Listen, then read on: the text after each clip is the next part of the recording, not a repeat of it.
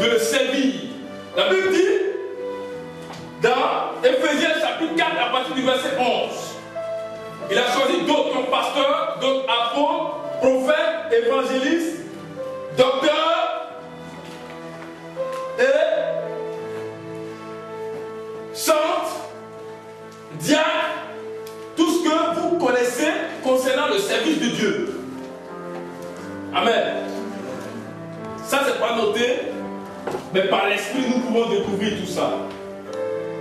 Donc, un soldat ne peut pas aller au front sans son arme. Vous êtes d'accord avec moi? Donc, un cultivateur ne peut pas aller au champ sans ses outils de travail. Vrai ou faux? De la même manière, Dieu ne peut pas envoyer une personne. Et quand il est arrivé, Samuel a regardé d'abord Eliab. Pourquoi? Parce que Eliab était le fils aîné. Parce que Eliab était gaillard, il était costaud. Parce que Eliab était l'un des guerriers de Saül qui allait au front avec lui.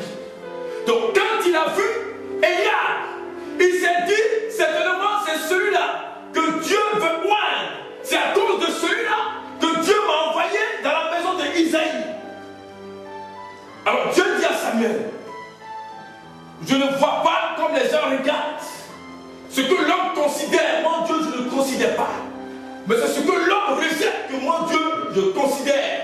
J'ai déjà rejeté Eliab. Amen. Je ne regarde pas à l'apparence. Parce que Eliab est grand, c'est vrai. Dieu ne va pas choisir aucun parmi eux. Alors Samuel va dire à Isaïe, sont cela tous tes enfants?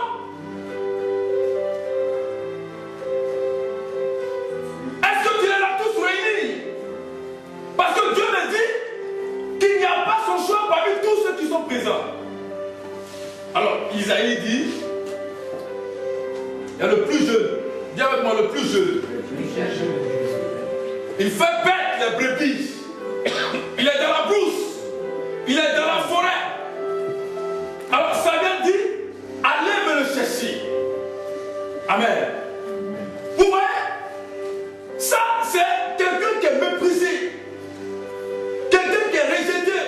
C'est-à-dire que Isaïe, qui est le propre père, pouvait accepter qu'on trouve le roi sur Eliab, Abinadab ou Shama, mais pas David. Vous qui êtes des parents, est-ce que vous pouvez accepter de faire la différence entre vos enfants?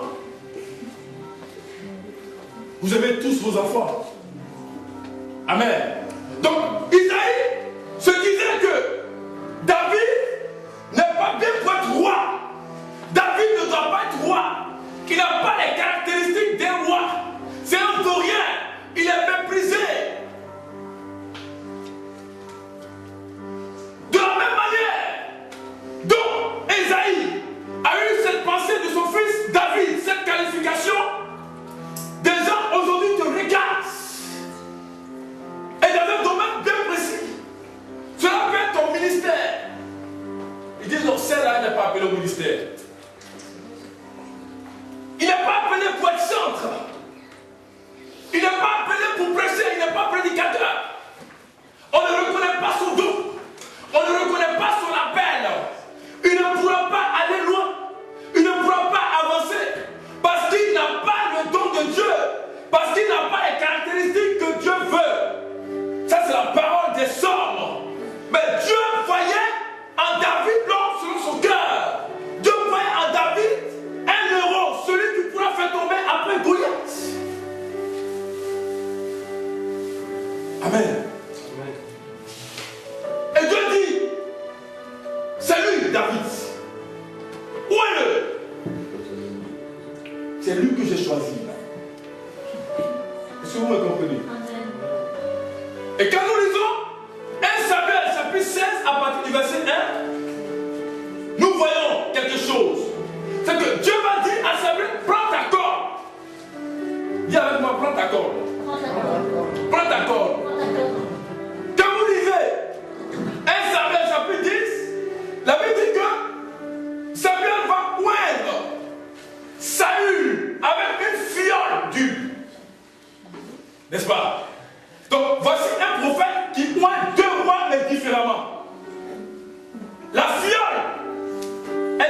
récipient est un flacon de verre qui est cassé. Est-ce que vous comprenez?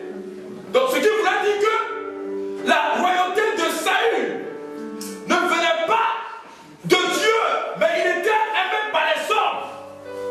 Les hommes peuvent t'aimer, les hommes peuvent te qualifier, les hommes peuvent te lever, mais c'est Dieu qui est la majorité. Dis Amen. Les hommes peuvent dire que tu ne vaux rien, les hommes peuvent dire que tu n'as pas de force, tu ne peux pas avancer, tu échoueras dans ta vie, tu ne pourras pas occuper ce poste. Mais ce n'est pas ce que le Saint-Esprit a dit de toi. Et il prit une corne d'huile pour oindre David. Donc il y a une différence, n'est-ce pas? La fiole est un récipient, est un flacon de verre qui est cassable. Mais pour qu'il y ait la corne, qu'est-ce qui doit se passer? Un animal doit mourir, c'est ça. Quand l'animal meurt, ensuite on a la corne. N'est-ce pas? Donc le fait que Samuel prit la corne pour oindre David, ça voulait dire que l'homme animal était déjà mort. L'homme charnel était mort. Et maintenant l'homme spirituel pouvait apparaître. Dis Amen. Amen. C'est pourquoi il a pris la corne pour oindre David. Et la Bible dit au verset 13 que lorsque Samuel oignit David au milieu de ses frères, l'esprit de l'Éternel saisit David. À partir de ce jour, et dans la suite, Samuel se leva et s'en alla à Rama. Donc, David reçoit la première onction. Vous comprenez? Au verset 13. Il reçoit la première onction. Et cette première onction, David la reçoit dans sa maison et dans sa famille.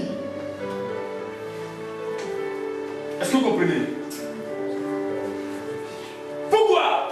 Parce que Dieu met une distinction entre David et ses frères. Dieu avait transformé David. Dieu avait brisé David. David était mort en lui-même. David n'avait plus de décision. David était fixé sur l'Éternel. Il avait une communion avec Dieu. Il ne vivait que par la volonté de Dieu. David était humble. Est-ce que vous comprenez? Et cette onction, on la reçoit à la nouvelle naissance. Ta vision change. Ton entendement change. Ta manière de parler change. Est-ce que vous comprenez? Tu es transformé. Et ton changement est radical. De sorte qu'on te regarde. Et les gens disent, elle n'est plus la même. Il n'est plus le même. Parce que l'homme animal est mort. L'homme charnel est parti. Et maintenant, il vit comme Christ. C'est-à-dire qu'il est chrétien. Dis Amen. Amen. Donc, cette onction veut produire une œuvre intérieure en toi. Parce qu'il faut que Dieu produise cette œuvre de transformation, de conversion, cette œuvre qui puisse te permettre de rencontrer Jésus. Parce que la chrétienté n'est pas une religion, mais c'est une vie. Amen. Donc, cette première onction t'enlève dans une malédiction familiale. Elle t'enlève dans une tradition. Elle t'enlève dans une pensée. Est-ce que vous comprenez? Elle te différencie de tes frères, de tes soeurs. On ne te reconnaît plus. Tu as changé de mentalité. Tu as changé de vision. Tu ne parles plus comme ils parlent. Tu n'entends plus comme ils entendent. Mais tu parles comme Dieu parle. Tu entends comme Dieu entend. Et tu marches comme Dieu marche. Amen. Dis Amen. Amen. Est-ce que vous comprenez? Cette onction te donne la vision parfaite du Christ qui est mort pour toi.